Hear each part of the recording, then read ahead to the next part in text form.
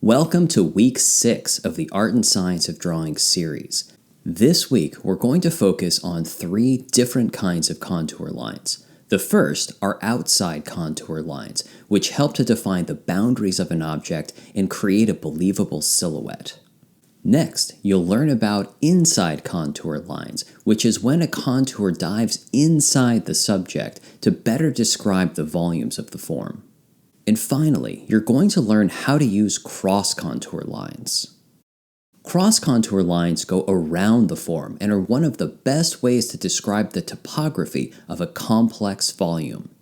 Using cross-contour lines will help you as an artist truly understand how complex three-dimensional volumes operate in space.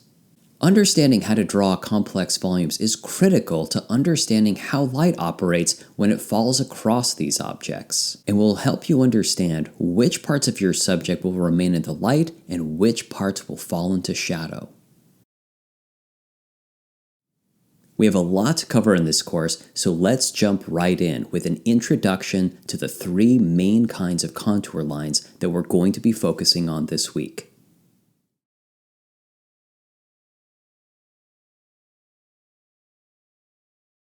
Let's start off by exploring the different kinds of contours of this acorn squash. The word contour is a French word that simply refers to the outline of an object. In this drawing, you can see contour in its purest form, a single outline that encloses the shape of the entire object. An outside contour line creates a boundary. The object itself is contained within this boundary. Even though an outside contour is a single line, it can still be incredibly complex. The outer contour seen here contains multiple peaks and valleys, each one giving us a clue of the volumetric forms contained within this subject.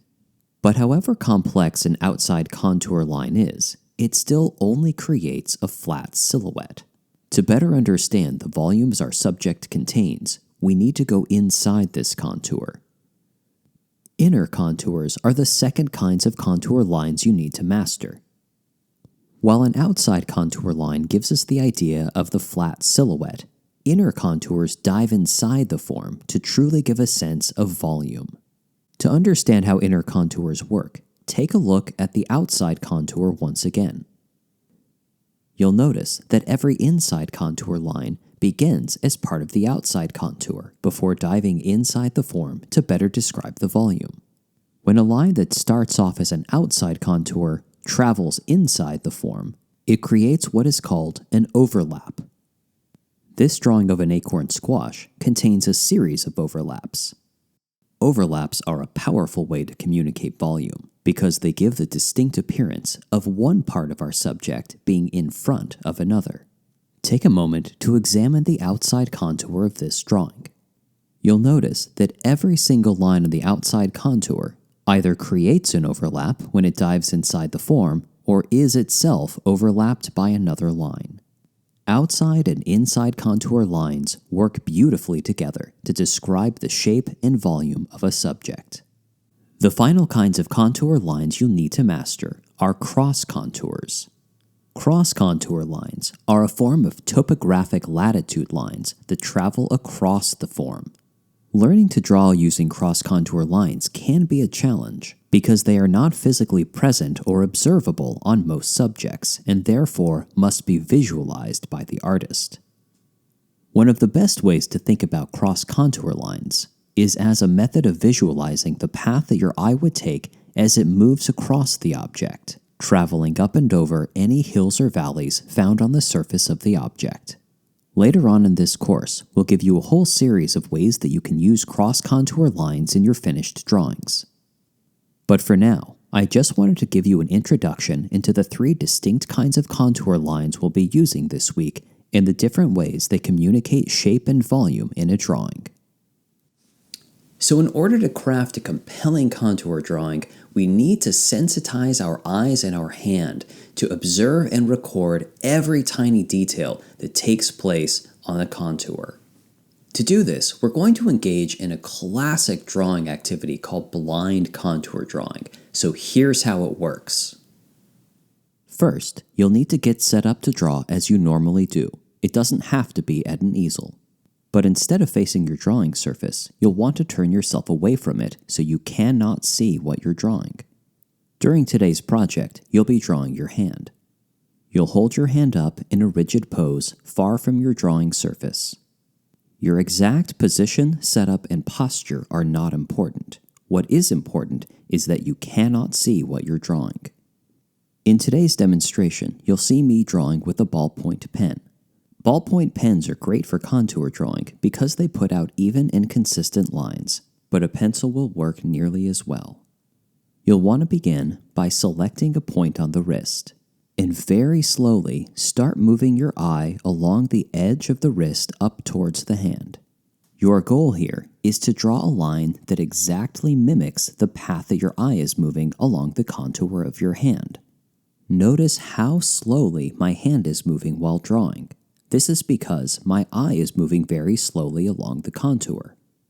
During today's project, you'll want to be sensitive to every little change in the contour. Every little dip, bump, and crevice should be observed and recorded in your contour drawing. At no point during this exercise should you ever look at your drawing. Remember, this exercise is not a strategy for good drawing. It is simply a training exercise to increase your hand-eye coordination and sensitize you to all of the details and complexities that the contour of a subject may contain. Continue to slowly move your eyes along the path of the contour of your subject while drawing a single, continuous line. The slower you go, the more detail you're likely to observe and record. When you arrive back at the other side of the wrist, you may stop. Contour drawings done blindly usually look strange and out of proportion, as mine does here. But the resulting drawing is irrelevant. You can reap the rewards of a blind contour drawing without ever setting eyes on the resulting drawing itself. The second kind of contour drawing that you're going to be asked to do for today's project is only partially blind. The rules are only slightly different from the blind contour drawing you just saw demonstrated. You'll begin your drawing blind just like you did before, but instead of simply following the outline of your hand, you'll want to take every opportunity you can to dive inside the form, following the contour until you feel that it comes to an end. Once you come to the end of a contour, you may lift your pen and look at your drawing in order to place your pen back on the outside contour at the moment it dove inside. Now you're ready to begin drawing in the blind once again, following this next contour until it dives inside the form and naturally comes to its conclusion. Just like before, you'll want to record every tiny detail that occurs on both the inside and outside contours. But remember, you're only allowed to look at your drawing while placing your pen back on the outside contour. Once the pen starts moving, you are only allowed to look at your hand, not your drawing. Once again, the resulting drawing will look strange and out of proportion, as we would expect given that it was drawn in the blind. But again, the benefits that come from this kind of exercise are gained from the experience itself. The goal here is to sensitize your eyes and hand to the countless number of overlaps that occur in a seemingly simple subject, and to demonstrate how an outside contour is usually the result of a series of overlapping contours, each one of them an opportunity to dive inside the form and to better describe the volumes contained therein. Now, before I give you today's project, there are a few things that I want you to understand about this kind of contour drawing.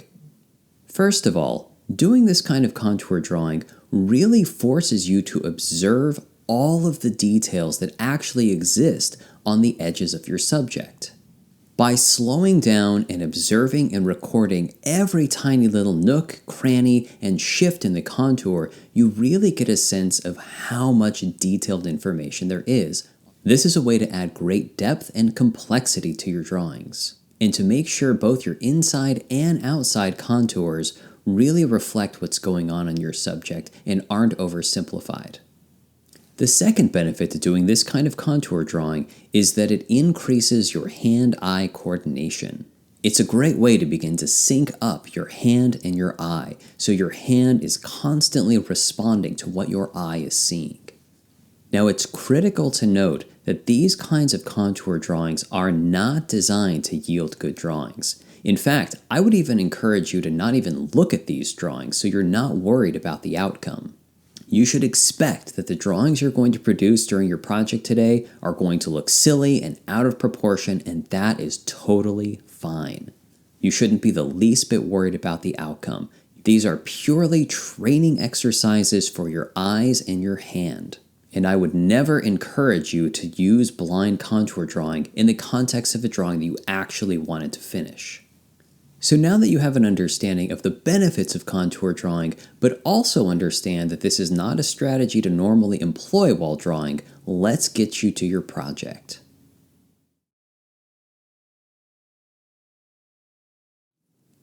So here's your project for today.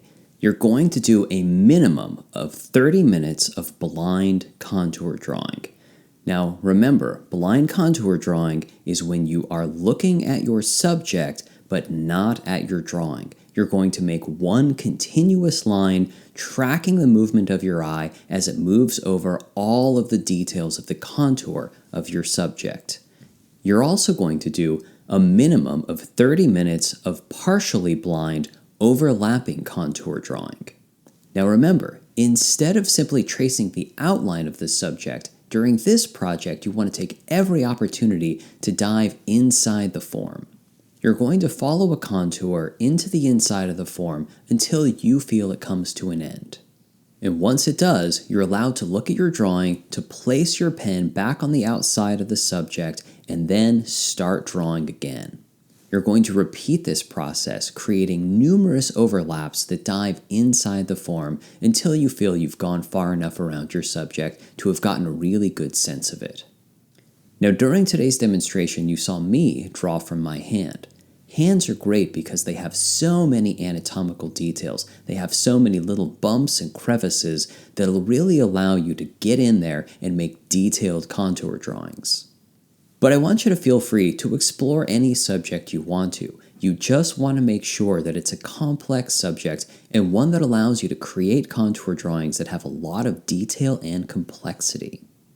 Well, have fun with your practice today. I will see you here for the second day of week 6 when you're going to learn how to use this kind of detailed contour drawing in the context of the drawing process as a whole.